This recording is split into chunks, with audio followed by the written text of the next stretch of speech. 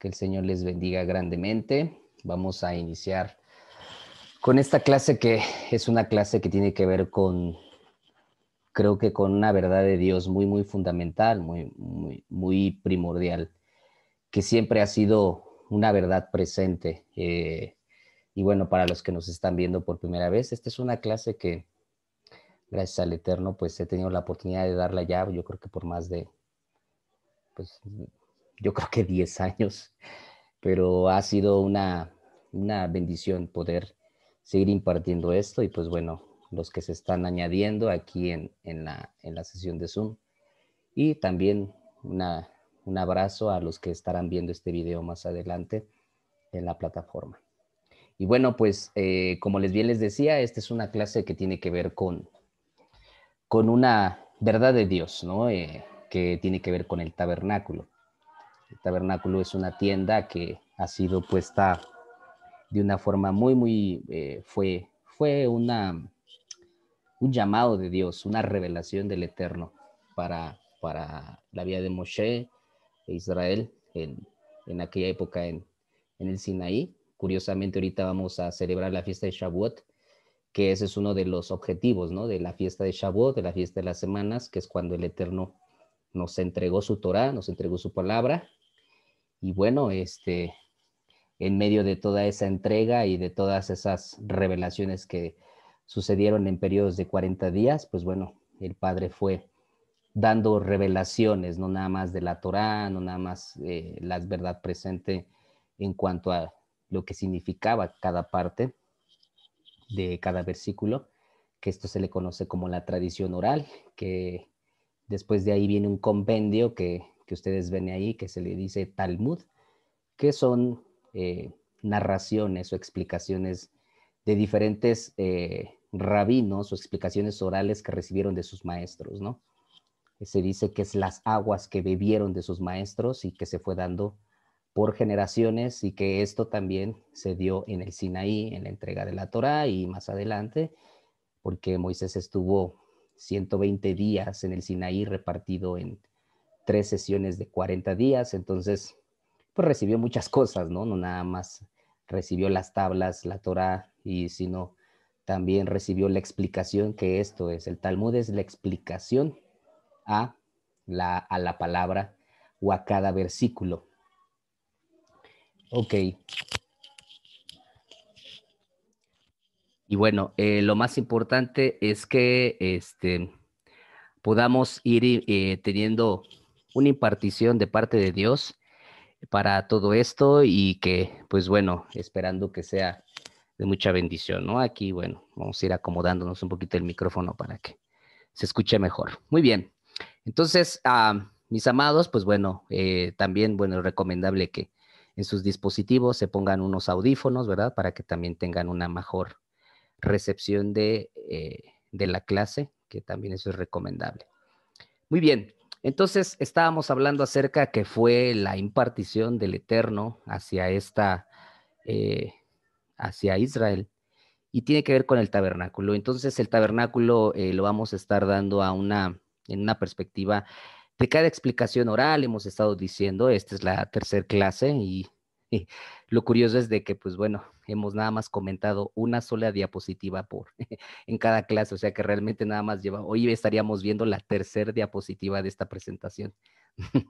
Entonces, pues bueno, se comenta mucho y yo creo que es una revelación bastante enriquecedora que para aquellos que nos están viendo por primera vez, pues bueno, y los que están viendo también este video, el tabernáculo, o como se le dice en el hebreo, Mishkan, tiene una revelación no nada más física de muebles, de las estructuras, de las medidas y cada una de las cosas que vamos a ir viendo, sino también tiene una verdad en Yeshua. Recordemos que toda la palabra está enfocada en él.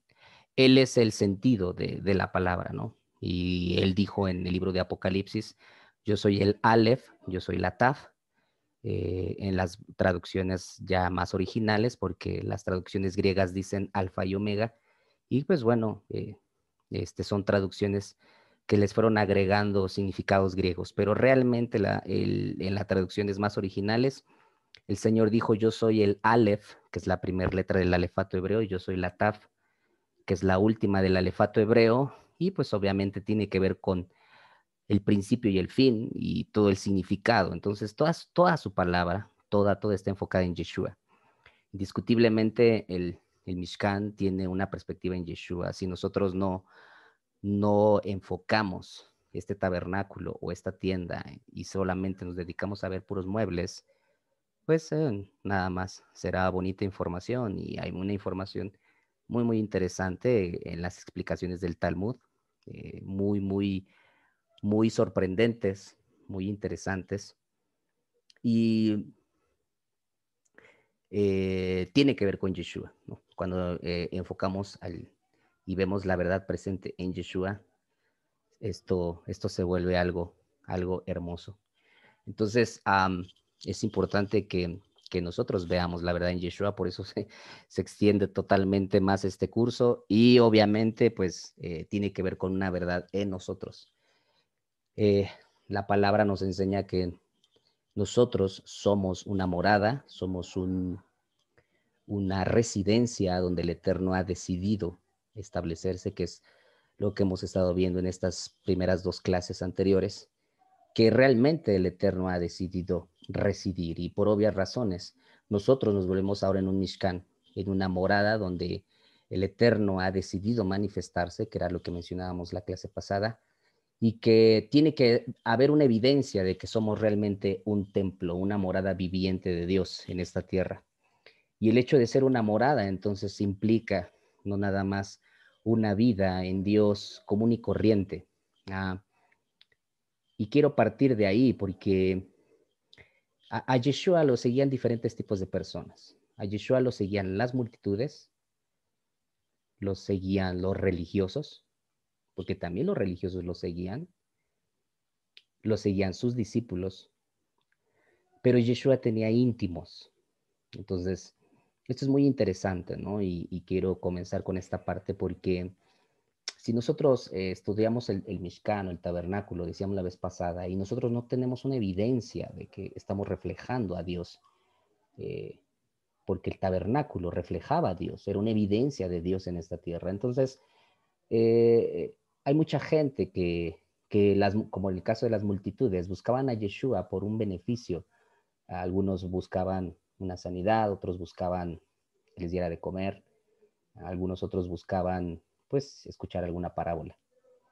Pero realmente se quedaban en ese nivel, ¿no? Y no es catalogar en niveles. Sin embargo, nosotros, nuestra deseo y anhelo de estar más cerca de nuestro Señor y va a implicar que sí, subas de un nivel. Y la gente, ah, que eran muchas en ciertos aspectos, si ustedes leen los evangelios, en un momento 3,000, en otro momento 5,000, 500, todo el pueblo lo seguía, o sea, pero lo seguía porque simplemente estaban buscando un beneficio de Yeshua. Lo seguían los religiosos, pero ¿para qué lo seguían? Pues para criticarlo, ¿no? Para ponerle zancadilla, para, para hacerle tropezar, ¿no? En algunas cosas que le enseñaba. Algunos, pues, decían, como el caso de Nicodemo, ¿verdad? Sabemos que lo que tú estás diciendo viene de parte del Eterno. Entonces, pero algunos religiosos se convirtieron después en discípulos. Los discípulos eran aquellos que estaban con el maestro, a los discípulos Yeshua. No, Yeshua y el Eterno es lo mismo, ¿no? Pero eh, a los discípulos Yeshua les revelaba las cosas. Ya no nada más les hablaba en parábolas, o sea, en parábolas escuchaba toda la gente, pero los discípulos escuchaban la revelación de la parábola y podían preguntarle a su maestro porque tenían más intimidad con él. Obviamente implicaba, ser un discípulo implicaba ya una forma más estricta, más compromiso, más servicio, más una demostración. Y ustedes ven en los evangelios cómo Yeshua pone ciertos requisitos, literalmente, para poder ser un verdadero discípulo de él. Entonces, ya no toda la gente de esos 3,000, de esos 500 o de esos 5,000, pues obviamente se reducía a 12, ¿no? Y bueno, cuando Yeshua asciende al trono, en el libro de Hechos lo dice, pues aproximadamente 120, ¿no? Entonces, eh, no era un gran número, ¿verdad? Pero eran discípulos. Pero lo interesante de esto es de que a Yeshua había personas que buscaban tener intimidad con él en el sentido de estar cerca de su maestro. Entonces, por eso ustedes ven que cuando Yeshua, en la transfiguración, antes de él ir al madero, este, dos personas, o se lleva a dos, a tres personas, me parece, si ahorita no recuerdo, más recuerdo, estaban ahí, ¿no? Ya no eran los mismos discípulos, sino solamente algo selectivo. Y lo interesante es de que en el madero solo estuvo uno, que en este caso fue Juan. Entonces, si ustedes se dan cuenta, ¿será Dios selectivo? No. Dios es un Dios que nos da la apertura para estar con Él en los niveles más profundos de intimidad.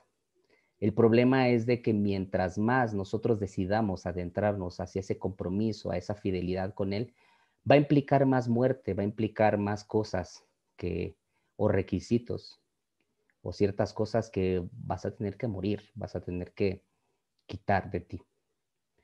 Entonces, no nada más se llevó a aquellos en la transfiguración, porque sí, sino porque Yeshua sabía la calidad y el calibre de discípulos que tenían ellos. Pero imagínense el calibre de ese discípulo que no le importó que también a él lo crucificaran, o no le importó las burlas o acompañó, o sea, los demás discípulos salieron corriendo, pero solo uno permaneció exactamente cerca de él en su muerte. Entonces, Dios no nos selecciona, sino nuestro nivel de intimidad o nuestro nivel de compromiso define realmente hacia dónde, qué más profundo queremos ir. Y amados y amadas, esto es el Mishkan. O sea, si nosotros buscamos estudiar el tabernáculo, va a implicar eso, porque el tabernáculo tenía tres niveles, ¿no? Tenía el atrio, que se le conoce como el Hatzer, el lugar santo y el lugar santísimo. O sea, tenía tres lugares donde definían un nivel de entrada, ¿no? O sea, si nosotros vemos el área que, por aquí se los voy a señalar, el área esta área, ¿sí? Esta área se le conocía como el atrio o Hatzer, y aquí pues podía entrar los oferentes, estaban los sacerdotes sirviendo, en esta parte se ofrecían los sacrificios, en esta parte se lavaban los sacerdotes las manos y los pies, pero en esta parte que les estoy señalando, pues obviamente había sacerdotes y había pueblo, ¿no? Podía entrar cualquier persona, que era una sola entrada, ¿verdad? Aquí nosotros la vamos a ver y todo esto tiene una explicación muy interesante.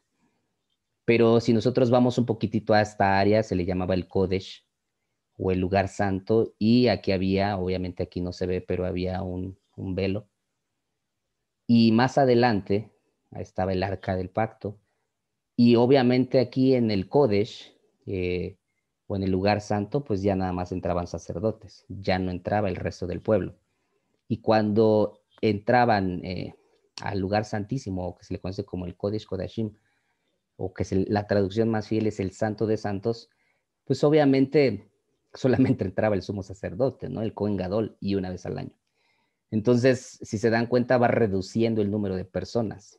Y es que no es que tengamos un Dios selectivo, sino que obviamente había una gran diferencia de un Kohen Gadol, de un sumo sacerdote, en compromiso, en lealtad, en fidelidad, en sacrificio, en estudio de Torah, en todos los aspectos, ¿no? Ya era un sacerdote y el sumo sacerdote. Incluso en la fiesta de Yom Kippur tenía que aislarse un año antes. O sea, los sacerdotes que estaban casados tenían que irse un año antes de su casa, porque en el siguiente año, en el Yom Kippur, tenían que prepararse durante todo un año, salirse de su casa, irse a vivir cerca del Mishkan, del tabernáculo, o cuando era el templo, y estar listos para oficiar. Entonces, no cualquier persona está lista para hacer ese tipo de compromisos. Entonces, tu actitud define la apertura de Dios en tu vida, define las puertas que se te van a ir abriendo. Entonces, por eso nosotros lo vemos. muy interesante en el aspecto de que la gente define cuánto quiere estar con Dios, ¿no? Cuánto quieres estar cerca de Él. Y va más allá de un cultito o de una reunión y de que oren por ti y que leas la Biblia, ¿no? Realmente esto implica un nivel de compromiso, de una muerte a tu yo, una muerte a tu ego. Por eso al inicio estaba el sacrificio y que vamos a ver, cuando una persona entraba por la puerta, lo primero que veía era el altar de sacrificio. Entonces, por obvias razones, lo que primero tienes que aprender, si tú estás viendo esto por primera vez, o si tú tienes poco en el Evangelio, algo que tú debes de darte cuenta es de que debes de tener una vida de sacrificio para poder llegar al Kodesh Kodashim, a una intimidad más plena y sublime con Él. Entonces, por obvias razones, ¿verdad? Es muy importante que nosotros entendamos la vivencia, la experiencia. Entonces, si se dan cuenta, pues no nada más será, es ver una tienda, los muebles, las estructuras y todo lo increíble que sucedía, que nos narra la tradición oral o nos narra el Talmud, cosas increíbles, extraordinarias. Eh, pero sí, indiscutiblemente tiene que ver con tu vida. Tú y yo, al acercarnos a Dios, nuestra vida va ascendiendo, nuestra vida va creciendo. Por eso dice Proverbios 4:18 que la senda del justo es como la luz de la aurora que crece y va en aumento. Si tú no vas en aumento, entonces esta clase tiene que definirte en dónde te vas a quedar. ¿Por qué? Porque hay gente que vive una vida de atrio, hay gente que vive una vida de Kodesh o de lugar santo y hay gente que debería de vivir una vida de lugar santísimo. Y esto obviamente lo define. Recuerden, a Yeshua lo seguían las multitudes. Por eso es una vida de atrio. Los religiosos es una vida de atrio. Los religiosos nada más criticaban las cosas, mas no tenían la humildad de poder recibir la instrucción de Yeshua. Entonces, pero obviamente cuando nosotros vemos el lugar santo, que había discípulos que pues se ponían a recoger las cestas, ¿verdad? En medio de los panes y peces cuando había milagros así. Los discípulos se subían a la barca con Yeshua y lo hicieron 2 veces y la primera se las aplicó porque no sabían que iba. Eso me da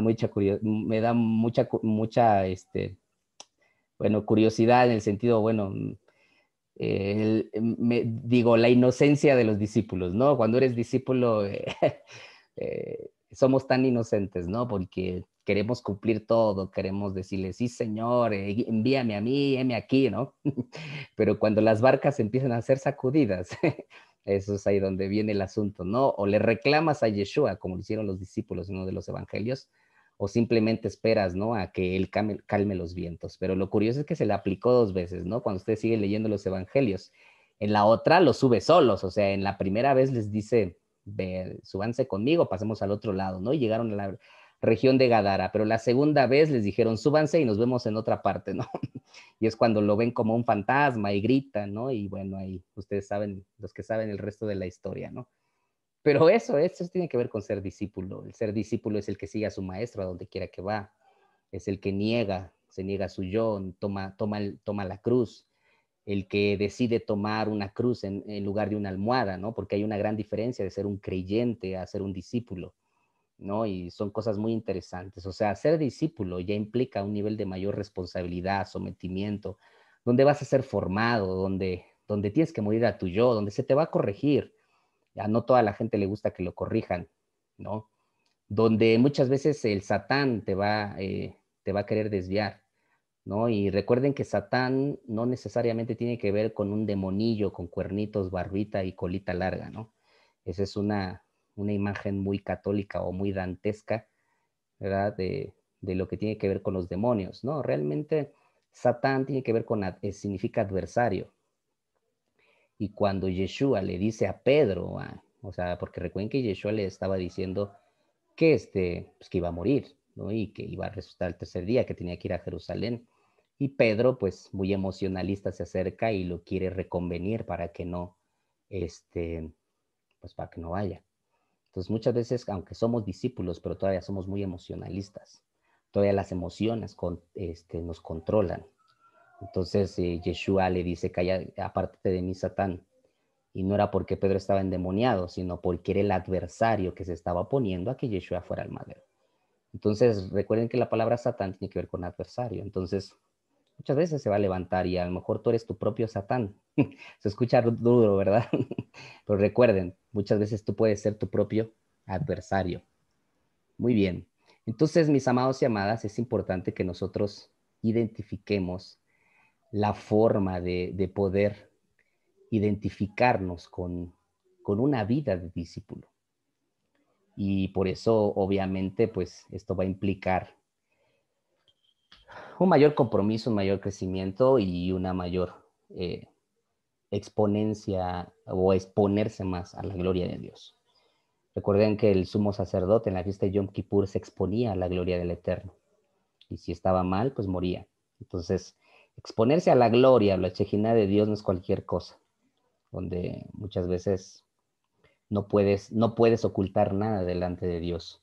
Y muchas veces la gente todavía tiene pecados ocultos, tiene cosas ocultas, y al no sacarlas, por eso le cuesta trabajo comprometerse a Dios, porque el comprometerse implica eso, implica morir y ir avanzando, ¿no? Hubo discípulos que tenían todavía escondidas cosas, por eso usted ve a Pedro una noche antes de que Yeshua muriera, y Pedro todavía estaba cortando orejas, ¿no?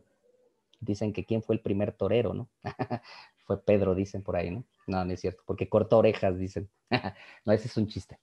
Pero lo interesante es de que, pues que Pedro todavía tenía una espada, amados, imagínense. O sea, todavía Pedro estaba mochando orejas, era una persona impulsiva. O sea, todavía los discípulos en el momento, Yeshua les dijo que iba a resucitar, o sea, léalo ahí en los evangelios. Y todos salieron corriendo, solo uno permaneció. Entonces, eso habla de los íntimos, eso habla del lugar santísimo, del Kodesh Kodashim, ¿no?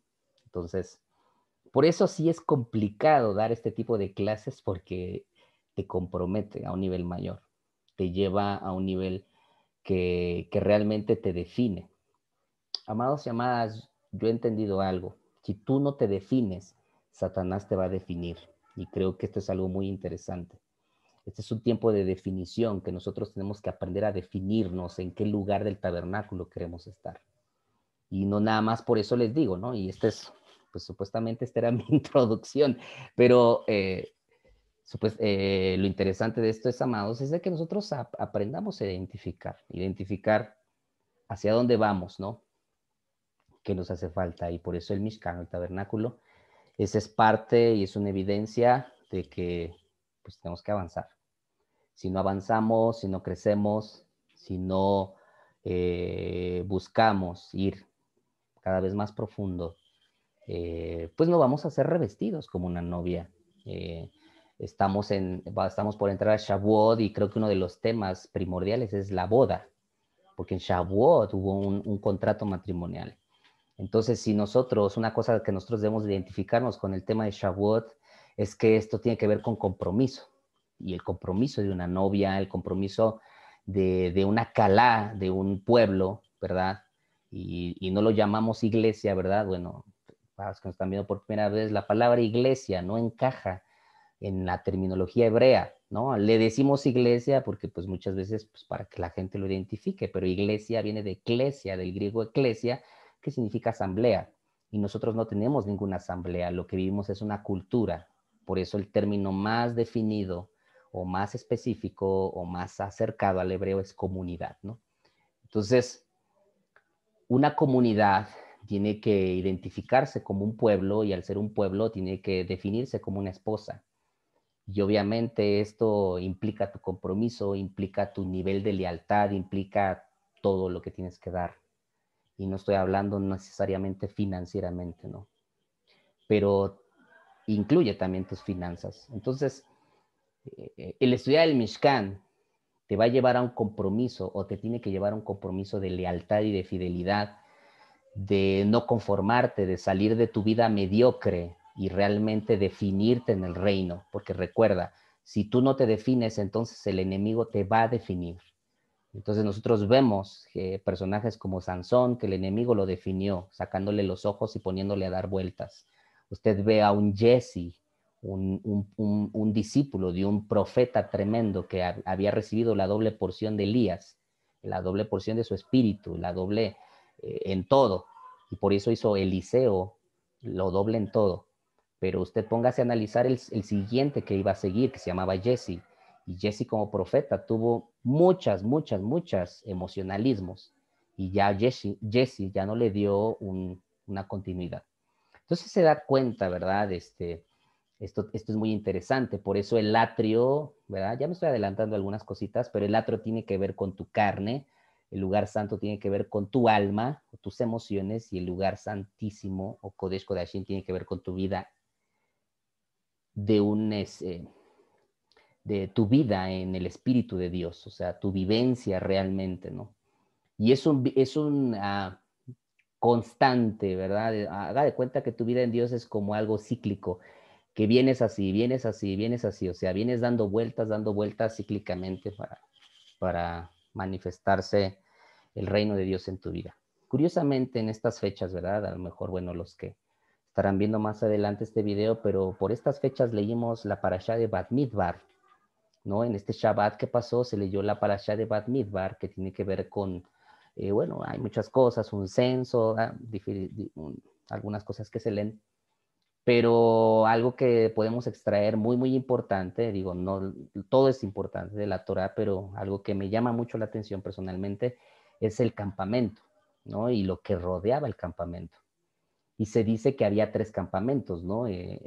Aquí nosotros en este tabernáculo solamente está hablando del campamento de la Shejinah, así se le conocía, Mejanel Shejinah, así se le conocía a este campamento. Pero en la parte alrededor, ¿sí? Aquí ya no aparece, pero bueno, aquí les estoy señalando, en la parte alrededor había otro campamento. Este campamento se llamaba el Mejanel Leviá, o el campamento de los levitas, que curiosamente en la puerta solamente acampaban Moshe y Aarón y sus familias. Y ya en los siguientes puntos cardinales aparecía Gerson, Coat y Merari, que eran levitas, que eran las familias levitas que se encargaban de recoger los utensilios, de transportar, de servir, otros específicamente cargaban los muebles, y era su servicio. Y después dice que 500 metros, o sea, aquí ustedes pónganle 500 metros más hacia afuera, se encontraba el Mejane Israel, que era el campamento de Israel, donde eran 3 tribus en cada punto cardinal, ¿no? Dando un total de 12, pues 12 tribus alrededor, ¿verdad? Ahí, ¿no? En cada punto cardinal. Entonces, lo que nosotros vemos, ¿verdad? Es que había una lejanía, ¿no? Cada 500 metros, y solo Moshe y Aarón estaban cerca de la puerta. Entonces, es muy interesante esto también, porque eh, yo pude extraer la esencia de esta parashá y hacerme la siguiente pregunta. ¿En qué campamento proféticamente yo quiero estar? Porque obviamente hay gente lo interesante, ¿verdad?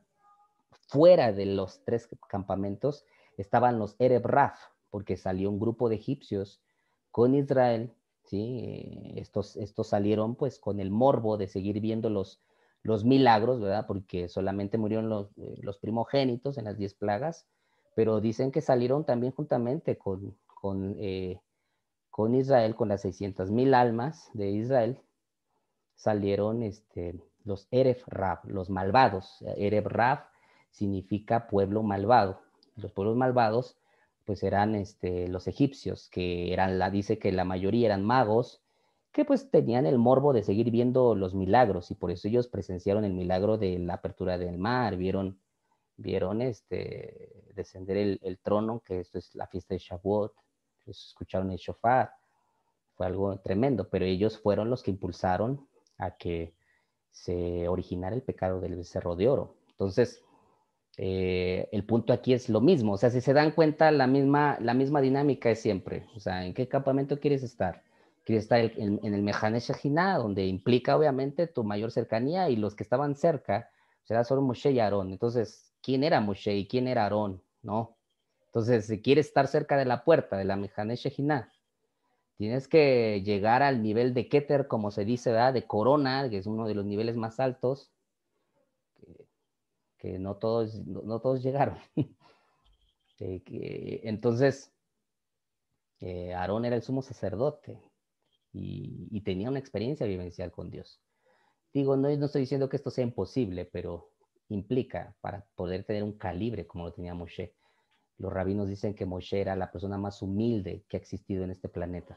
Por tal motivo, Dios le dejó una gran encomienda, que es sacar a Israel de Egipto. Aarón, pues era el Cohen Gadol, el sumo sacerdote. Después estaban los levitas, el campamento levita, y después estaba el campamento del pueblo, ¿no? Entonces, si se dan cuenta, es exactamente lo mismo, ¿no?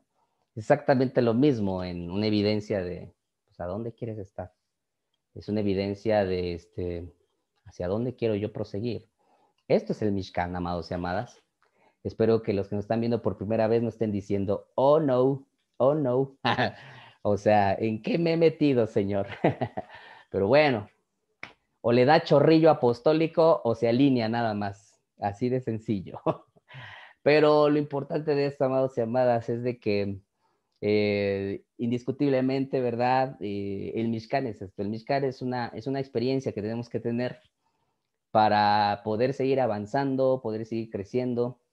Es un punto que nos define a usted y a mí, o sea, que nos define hacia dónde vamos, o sea, hacia dónde queremos ir. La palabra Torah, recuerde que tiene que ver con arco y flecha. Entonces, la Torah es la instrucción que te define y te da la instrucción más bien el Eterno para que puedas dar en el blanco. Entonces, esto es, a través de la Torah se hace todo esto, ¿no? No podemos guiarnos con el pensamiento de Gandhi, ni el pensamiento de Nietzsche, ni el pensamiento o filosofías griegas. Nuestra posición es la Torah, la palabra de Dios, el Dabar, la palabra viviente. Ese es el único medio que te va a llevar al Kodesh Kodashim con él, a tener una experiencia de íntimo con él, ¿sí?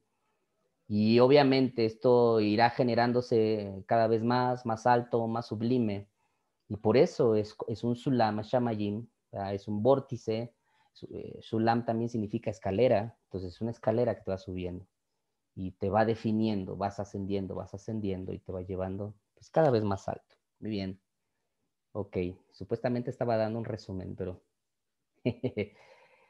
también dijimos, esta diapositiva fue la que vimos la clase pasada. Entonces, eh, morada es la palabra Mishkan viene de Shakan, ¿sí? Se dice en hebreo, es una frase, una palabra que tiene que ver con acostarse para descansar, residir, quedarse permanentemente, ¿verdad? Bueno, ahí ustedes pueden ver el video que está ahí en YouTube, donde la clase 2 es la clase 2 donde ustedes pueden, definimos esta diapositiva, la estuvimos definiendo, ¿verdad? Con una experiencia en tu vida de que si somos un tabernáculo o un Mishkan viviente, pues él tiene que verse con claridad, ¿no? Porque ahí, como dice, es la palabra Ogel, una tienda de campaña que se ve claramente. Entonces, la esencia de esa clase es, ¿qué tanto Dios se ve en tu vida?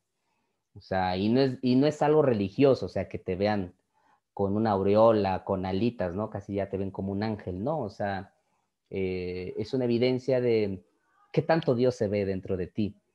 Y no estamos hablando de un culto, porque hay gente muy emocional, hay gente muy de experiencia, ¿no? O sea, que quiere ir al culto para recibir de Dios, recibir su sanidad, recibir el toque, ¿verdad? Y yo ya le definí hace rato quiénes son los pedinches nada más, los únicos que nada más van a buscar a Dios porque le están buscando sacarle un milagro. Y Dios, Yeshua mismo, con un buen corazón paternal, los sanaba y les daba de comer y por él no había ningún problema. Pero Yeshua sabía que esa gente no se iba a comprometer. Entonces, este no es un asunto de emocionalismo, o sea, y seguirá yendo gente, ¿verdad? Por eso las multitudes, ¿verdad? Hay gente que se jacta, el templo está grandísimo, el lugar de reunión, somos 15,000, somos 30,000. Pero ¿cuántos realmente están siguiendo a Yeshua? O sea, al nivel que estamos hablando. O sea, si le pasó a Yeshua, amados y amadas, ¿qué nos esperamos de las iglesias? No estoy en contra de las multitudes o de las mega iglesias, como les llaman. sino simplemente nosotros debemos de entender que el reino de Dios tiene que ver, es una definición, y lo estamos viendo en Mishkan, lo vemos en los evangelios con Yeshua, o sea, las compañías de profetas con Shmuel, con el profeta Samuel, las compañías proféticas con Elías, o sea, Elías solamente se llevó a Eliseo, pero no, Eliseo no era el único discípulo. Había compañías, había más profetas, pero solo Eliseo le cayó la doble porción. Entonces, usted vea lo de pe a pa, como dicen aquí en México, de Génesis a Apocalipsis, y usted va a darse cuenta que el principio siempre va a ser el mismo. Tiene que ver con tu definición y qué tan dispuesto, qué tan dispuesta estás, pues, de dejar las cosas, proseguir al blanco. Entonces, por eso en la clase pasada hablamos de eh, eh, una tienda de campaña que se ve con claridad, ¿verdad? Bueno, ya me quedan 20 minutos de clase, pero ok. Muy bien, mis amados. Fíjese que hay algo bien, bien interesante y bueno, a lo mejor aquí me voy a tardar, no creo alcanzar a terminar esta diapositiva, pero mire, fíjese que algo que me llama mucho la atención del Mishkan es esto, o sea, 4 cosas fundamentales, obviamente creo que uh, hubo muchas más, pero en esencia 4 cosas se manifestaban, llamémoslo así, en el tabernáculo. Algo que hay que mencionar antes de mencionar estos 4 puntos, si es que alcanzamos a verlos en estos 20 minutos, pero es que el tabernáculo fue hecho en un desierto. Eso es muy, muy interesante. Y tenemos que tomar el primer principio aquí. El Eterno saca a Israel de Egipto. Pero al sacarlo de Egipto, no los llevó inmediatamente a la tierra prometida. ¿Cuál era la promesa? O sea, Moshe le decía al faraón, deja salir a mi pueblo porque tenemos que ir a adorarle. Y a lo mejor la intención era llegar al Sinaí a recibir la Torá, y al recibir la Torá, pues era simplemente recibir una impartición. Pero el Eterno no nada más, ahí en la entrega de la Torá, que es la fiesta de Shavuot, no nada más era esa impartición y ya, o sea, realmente el Eterno quería llevarlos a la tierra donde fluía leche y miel. Porque por promesa, recuerden que esto fue una promesa, Abraham Avinu es el papá, ¿no? A nuestro padre Abraham. Entonces, a Abraham Avinu, pues simplemente él llegó a Israel, o sea, cuando él salió de Ur de los Caldeos, y en varias de sus, para mi perspectiva, Abraham fue el primer misionero. Entonces, dicen muchos rabinos que Abraham le dio vuelta a toda la tierra predicando del Eterno, pero bueno, ese es otro tema. Pero fue una promesa para Abraham. Entonces, lo que nosotros debemos de entender es de que sí van a salir de Egipto, por eso les envía a Moshe como un libertador, como un líder de calibre, lo que decíamos, de alto calibre, pero obviamente la intención del Eterno era llevarlos a la tierra prometida por promesa de lo que había dicho con sus antepasados, Abraham, Isaac y Jacob. Entonces, pero entre Egipto y una tierra prometida hay un desierto de por medio. Eso es lo que tú debes de entender. Entre un Egipto y una tierra prometida hay un desierto de por medio. Cuando Yeshua, antes de que su ministerio se volviera en una forma o creciera o se expandiera o fuera conocido, el primero fue al desierto a ser tentado. A Elías también estuvo 40 días en el desierto. O sea, desierto. O sea, usted debe de entender que la vida de los desiertos es un diseño de Dios, y por eso incluso el Eterno le dijo, te llevé al desierto para probar tu corazón. Entonces, en los desiertos, amados y amadas, nuestro corazón es probado. Los desiertos no son malos en el sentido, porque a veces, muchas veces relacionamos, nos llegaron a relacionar el desierto como, ay, no, estás en tu desierto o estás pasando una vida de juicio de Dios, y muchas veces relacionaron un desierto con un juicio de Dios, y la palabra nos enseña claramente que sus juicios son perfectos, son justos aparte, porque Él es un juez justo. Él es padre, pero Él también es un juez, y sus juicios siempre serán impartidos con justicia. Entonces el desierto no es una forma en la que Dios te quiere ver sufrir o te quiere o que te está enjuiciando o porque tienes un Dios masoquista, no, no. Es porque obviamente, ¿verdad? Es un diseño de Dios. Y por eso los desiertos, qué curioso que en los dos, fueron 12 desiertos, ¿no? Eso es muy, muy interesante, porque en este trayecto que tuvo Israel de 40 años, que debió haber sido en unos días, o sea, lo interesante es de que ellos salen de Egipto, cruzan el Mar Rojo, llegan a Sinaí, reciben la Torah, y en unos días, estaban a unos días de llegar a Eretz Israel o a la tierra que fluye leche y miel. ¿Y qué sucede? Ustedes ven que mandan unos espías y regresan todos temerosos, excepto a Josué, y no recuerdo el otro nombre, bueno, ahorita a ver si alguien me recuerda, pero el punto es de que, o sea, vean lo interesante de eso, o sea, es increíble. Yo no sé cómo ustedes vieron las 10 plagas. Imagínense qué milagros. Y yo, si estuviésemos narrando ahorita lo que dice el Talmud de los milagros, o sea, la tradición oral, uf, es algo más tremendo del hecho de que nada más tú lo lees escrituralmente.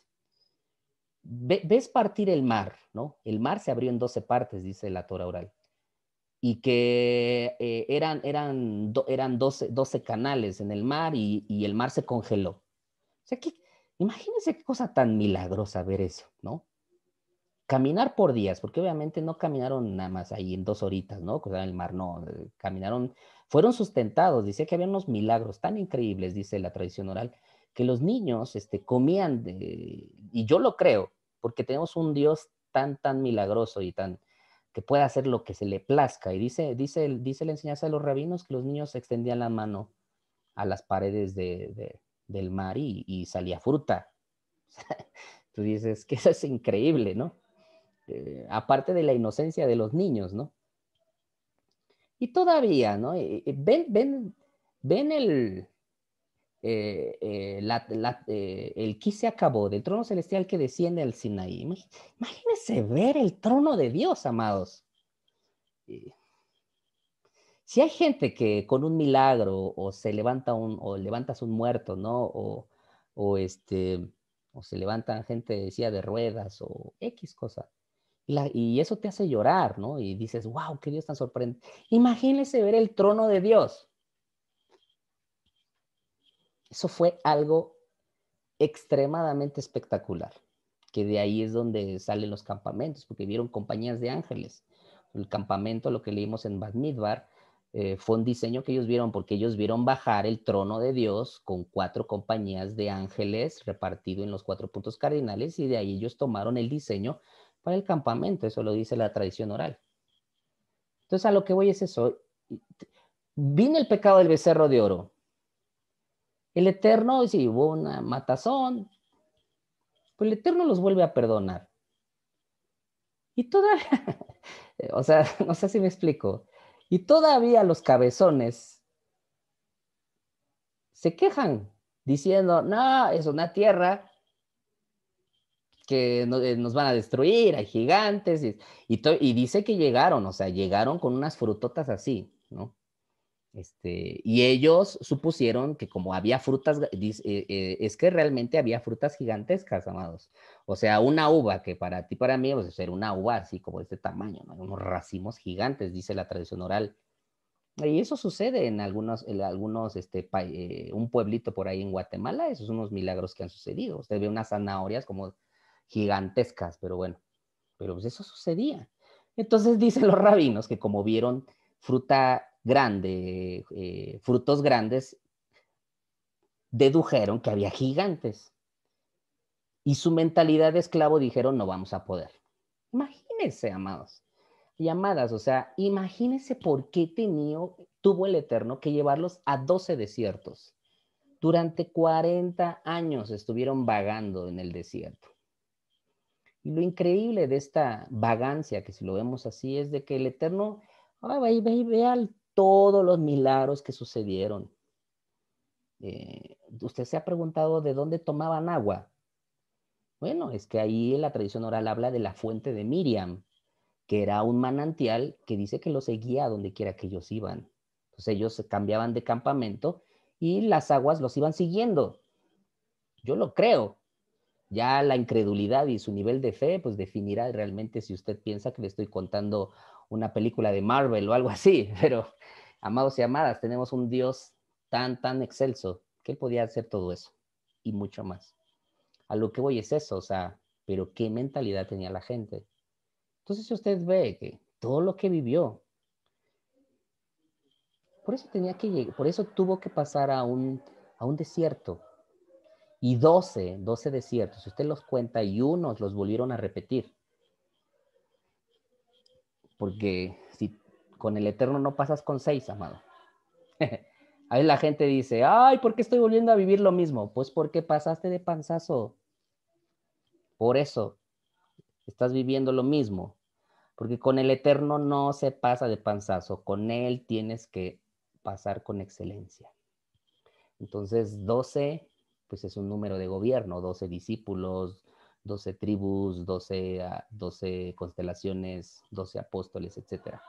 Entonces, 12 siempre será número de gobierno. Por tal motivo, el Eterno tuvo que establecer su gobierno a través del desierto en Israel para poder ellos cambiar su mentalidad y su expectativa de quién era Dios para ellos. O sea, el Dios que estaban representando. Entonces, si usted se da cuenta, el desierto, ¿verdad? No es cualquier cosa. La experiencia, la vivencia del desierto implica eso. Ah, dicen que había animales ponzoñosos, eh, serpientes, o sea, usted vea la vida en el desierto. La vida del desierto es muy extrema físicamente. O sea, cuando hace calor, realmente está haciendo calor. Y cuando hace frío, realmente cala hasta los huesos el frío en un desierto. En un desierto surgen cosas muy interesantes. Si usted ve un desierto físico, um, hay algo que se llama tormentas de arena. ¿Por qué cree que mucha gente se pierde dentro de los desiertos físicamente si no tiene una brújula? Porque las tormentas de arena crean dunas o como montañitas, ¿verdad? Que usted ve. Y entonces hay gente que cuando pasa una tormenta, ¿verdad? Del desierto, la orientación que tenía, la pierde. Por eso en los desiertos tú puedes perder tu orientación profética en el reino.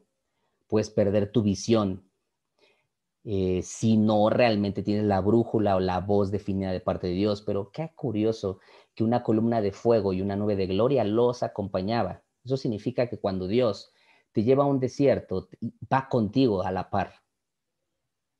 Va contigo definiendo lo que Él tiene preparado para ti. O sea, Dios no te deja. Por eso Él es el pastor y nada te falta. El problema es que muchas veces en nuestras emociones nos olvidamos y perdemos la visión, la perspectiva y perdemos el propósito de Dios en nuestras vidas. Entonces por eso el Señor tiene que llevarnos al desierto. Para romper, decíamos en la clase pasada, las clipot, que son como cáscaras. Esto es como una cebolla. La cebolla tiene diferentes capas y son capas que están impidiendo realmente que haya una alineación y una frecuencia específica con Dios. Entonces los desiertos es como un martillo que va rompiendo todas esas capas hasta que realmente sale lo tierno, lo humilde, lo dependiente, lo alineado con Dios, la búsqueda de un íntimo. Pues tiene que pasar. Una vez le preguntaron a un rabino, oiga, ¿por qué cada vez que yo busco la Torah me va peor? Empiezan los problemas, empiezan las situaciones, estoy buscando a Dios. Y el rabino le contesta diciendo, qué bueno, porque entonces Dios te está trabajando contigo. Entonces, para los que están pasando situaciones difíciles o cuando llegamos a pasar situaciones difíciles, qué bueno que la está pasando, porque eso te está definiendo en el reino, te está definiendo. Por eso recuerde, si tú no te defines, Satanás te va a definir y a través de los desiertos.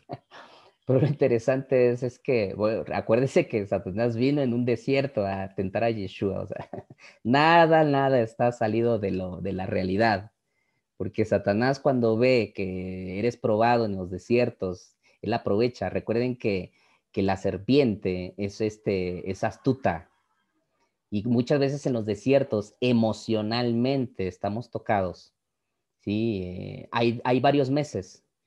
Mire, no estoy ahorita tengo que volver a mis apuntes, ¿verdad? Pero hay 4 meses que debemos de tener mucho cuidado en las emociones. Y me parece que uno de ellos es el mes de Sivan, ¿no? Que ahorita entramos. Hace 2 días fueron Rosh Hodesh, el inicio del mes. Hace unos días, entonces hay que tener cuidado, ¿ok? Entonces, ah, debes de tener cuidado de que no te dejes tentar por la serpiente, no dejes que la serpiente venga y te engañe, que venga y te seduzca, que venga y te hable al oído y para claudicar, para poder decir, ay, mira, ya ves cómo te está pasando esto y mira cómo Dios y a ver dónde está tu Dios. Mira qué interesante que la serpiente cuando se acercó con Yeshua, la primera pregunta que le hizo es, ¿realmente eres el Hijo de Dios? O le dijo, si eres el Hijo de Dios, dice los evangelios. La serpiente le dijo, si eres el Hijo de Dios, haz que estas piedras se conviertan en pan. ¿Qué le dijo Yeshua? Al Señor tu Dios adorarás. Perdón, no solo de pan vivirá el hombre, ¿no? Le dice. O sea, el punto aquí es, Yeshua no le contestó si él era el Hijo de Dios. ¿Sí me explico? O Yeshua nunca le dijo si realmente era el Hijo de Dios. Él sabía que era el Hijo de Dios. Porque en los desiertos es tocada tu identidad. ¿Por qué? Porque obviamente en los desiertos las emociones se distorsionan. Recuerden, en los desiertos podemos perder la orientación. Mucha gente en los desiertos pierde su orientación. Y entonces viene la serpiente muy astuta, queriendo definir tu identidad en el reino. ¿Okay? Bueno, nada más ahí le dejo estas 4. Ya después las comentamos la próxima clase. En los desiertos se ofrecieron sacrificios, dar, recibir provisión, se conoce la sobrenaturalidad, se guarda del enemigo. Entonces solo voy a comentar la siguiente clase. Pero, amados y amadas, debemos de entender nuestra definición en el reino y realmente entender quiénes somos en el reino. Y el Mishkan es increíble, es increíble. Eh, Y la vida en el desierto indiscutiblemente es algo espectacular, en el buen sentido, porque vamos a ver ahí, o sea, en los desiertos el Eterno te enseña a ofrecer sacrificio. ¿Qué persona cuando está pagando o sufriendo, ¿no? Está viviendo alguna cosa emocional, te está diciendo lo lógico? O sea, por lógica, una persona cuando está viviendo algo, por ejemplo, si estás enfermo, pues lo que tú buscas es una medicina, ¿no? Pero curiosamente en los desiertos es de que el Eterno te dice, no, este es un asunto de dar. Entonces, imagínense, amados y amadas, en los desiertos tiene que ver con un asunto de dar, no de recibir, ¿no? Entonces, indiscutiblemente, amados y amadas, pues esto es algo increíble, ¿no? Y bueno, lo vamos a estar comentando.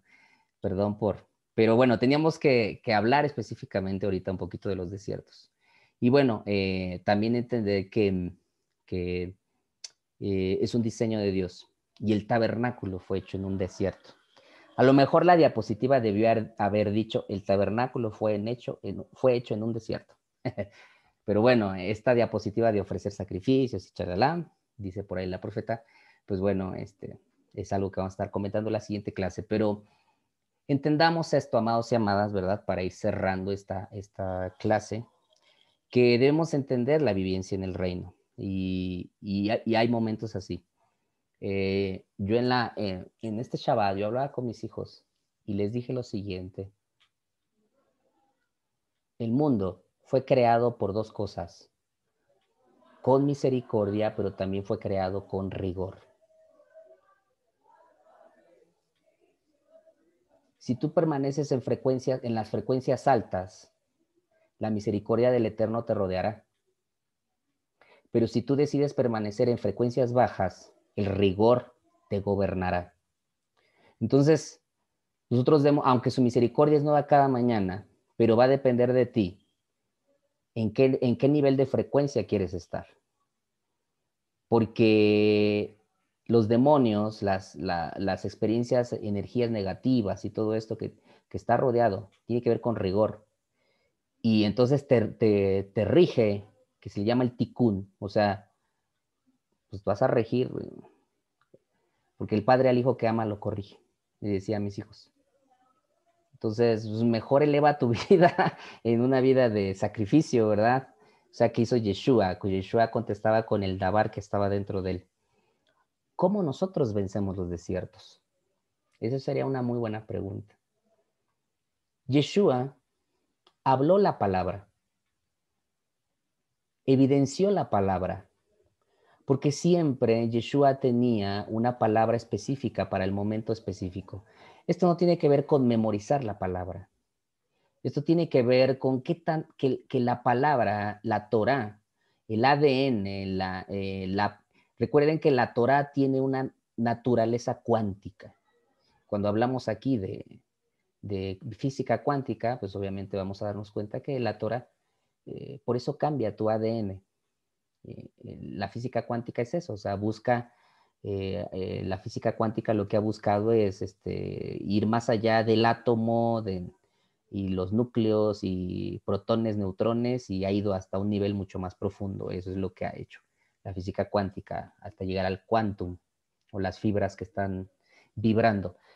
Y no dudo que ha de descubrir más cosas hoy en día, pero la Torah es esto. Entonces, Yeshua hablaba la Torah, y cuando Yeshua decía, esto lo enseñó Papa Carlos una ocasión, él decía que cuando Yeshua hablaba, él decía, escrito está, pero la palabra en griego que aparece ahí, ¿verdad? Dice, grabado está. Entonces, la Torah tiene que ser como un grabado dentro de ti. O sea, no es recitar como loros la Biblia.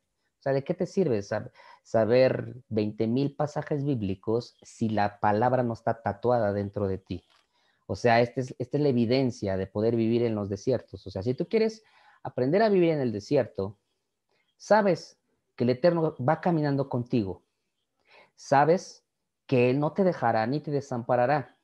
Pero esto obviamente se genera a través de la naturaleza de la Torah cuántica dentro de ti, que ha sido grabada, impregnada en tu ADN, que genera entonces una visión clara, un corazón humilde que descansa en él y una boca que habla esa palabra.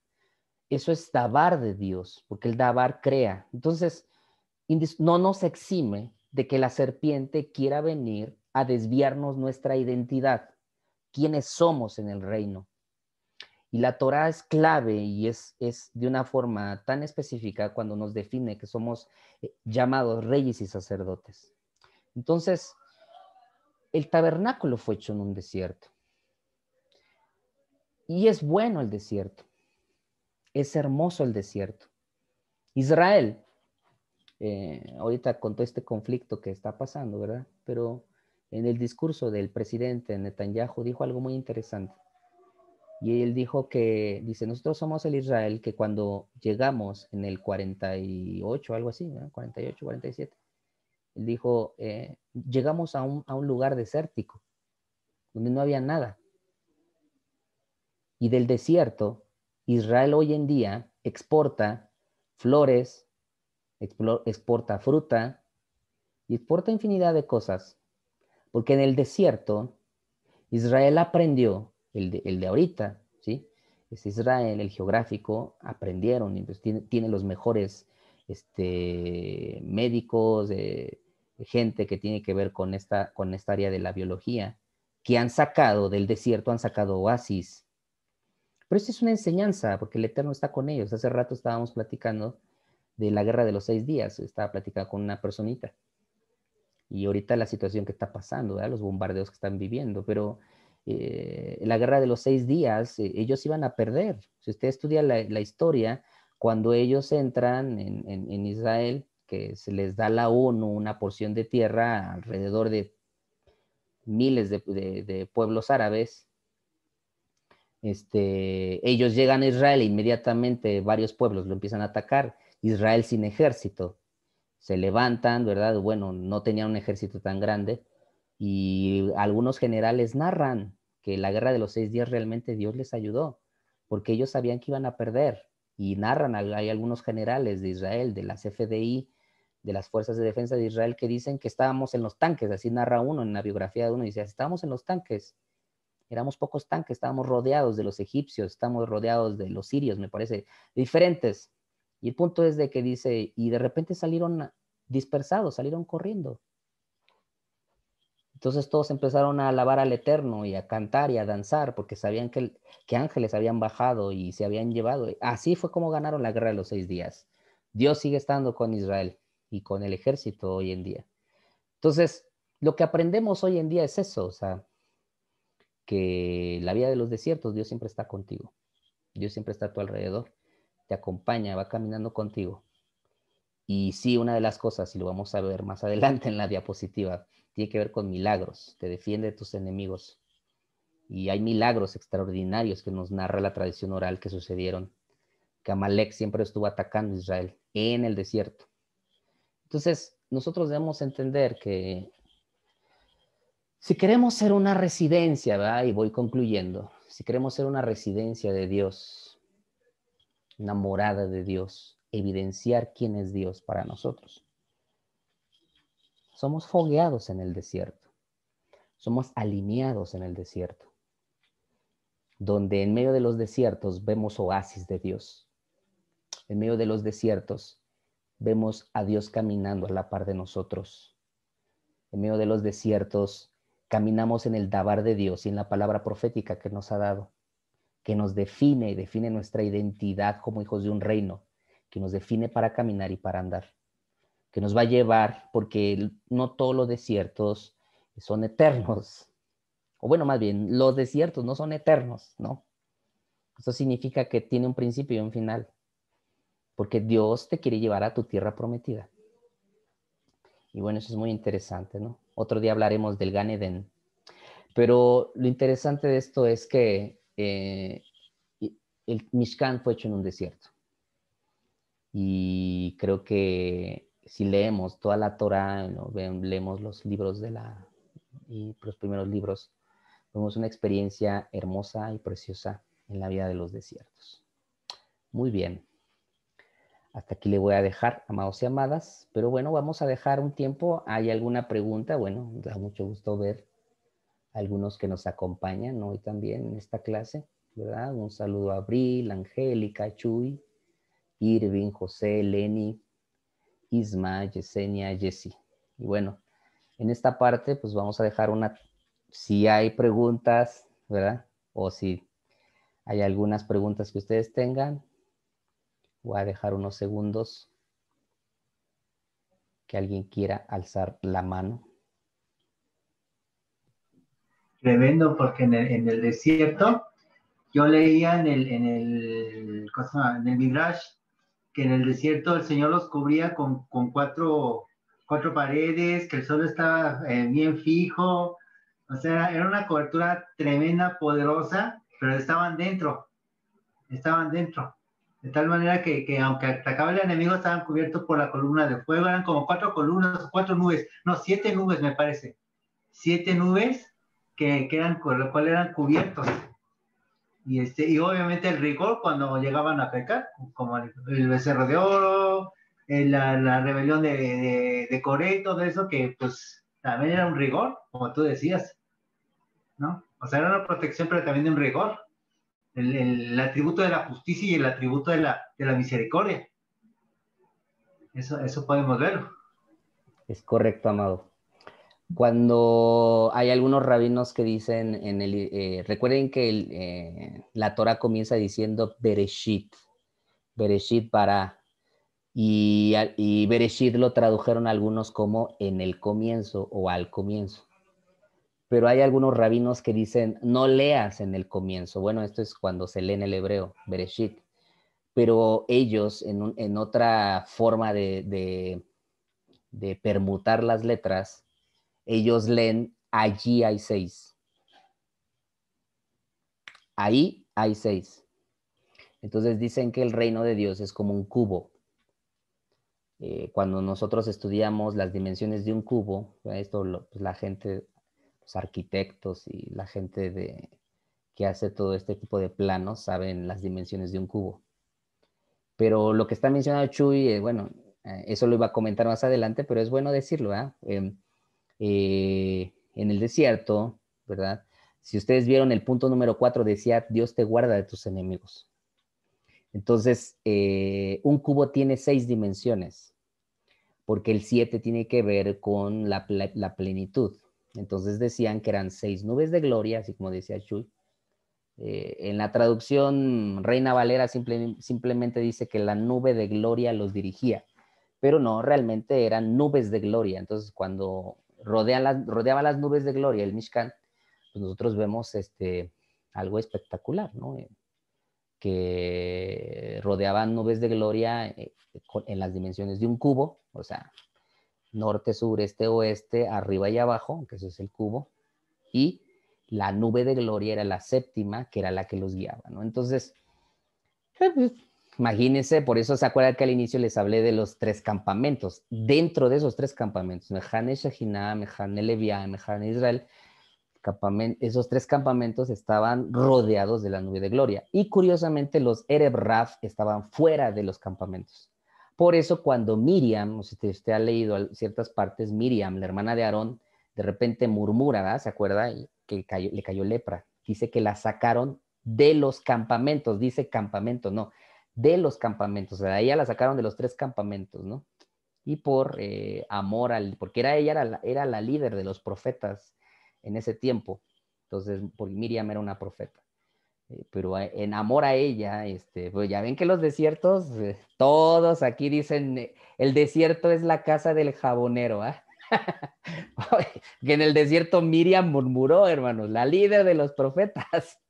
Pero en amor a ella dicen que, porque no se siguió moviendo el campamento, porque a donde quiera que se movía el campamento, se movía de una forma estratégica, también lo dice la tradición oral, de una forma estratégica se iba moviendo, pero en amor a Miriam y por la calidad de líder, se detuvieron tantito para que pasara su tiempo de lepra, de purificación, y ahora sí, una vez más, ingresara al campamento. ¿Eh? Y es cierto, ¿eh? Sí, como dice el amado Chuy. Y esa es la sobrenaturalidad a la que nos estamos refiriendo. O sea, cuando tú te das cuenta de la calidad de Dios que tienes, de padre que tienes, y la identidad paternal, que como el rajem de Dios te rodea, como el líquido amniótico rodea a un bebé, entonces te das cuenta que su misericordia te rodea en medio del desierto, pero todo depende si tu corazón, como esas capas de cebolla, o sea, se va quitando esa capa de ego, esa capa de soberbia, esa capa de rebelión, ¿verdad? Lo que hablaba la profeta en la... Si ustedes pueden ir ahí a la página, ahorita está en la página de YouTube, bueno, el enlace ahí en Facebook, de la naturaleza caída del hombre, ¿no? Entonces, pues ahí usted va a ver, ¿no? Rebelión, la soberbia, todo eso, pues esas son las capas. Y entonces, ¿cuál es el diseño que Dios trae? Bueno, pues te tiene que llevar a un desiertito, tiene que romper las capitas, las clipot, para que se rompa todo aquello, ¿verdad? Que pues no es muy bueno para tu vida, ¿ok? Gracias, Chuy, por tu comentario. ¿Algún otro comentario que ahí tenga por ahí?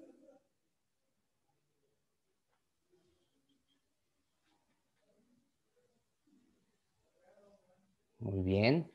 Bueno. Bueno, yo creo que este silencio, ¿verdad? De todos es para estar meditando, ¿verdad? Para estar viendo pues este tiempo, ¿verdad? Y bueno, pues sean bendecidos grandemente en este tiempo, ¿verdad? Estamos por celebrar Shavuot. Tengan la oportunidad de conectarse el día de mañana ya al grupo de Facebook, ¿verdad? Estaremos dando una palabra en relación a Shavuot. Y bueno, y ya después lo pueden ir viendo ahí. Pues también se sube a la página de Facebook en la semana. Y bueno, bendiciones grandes.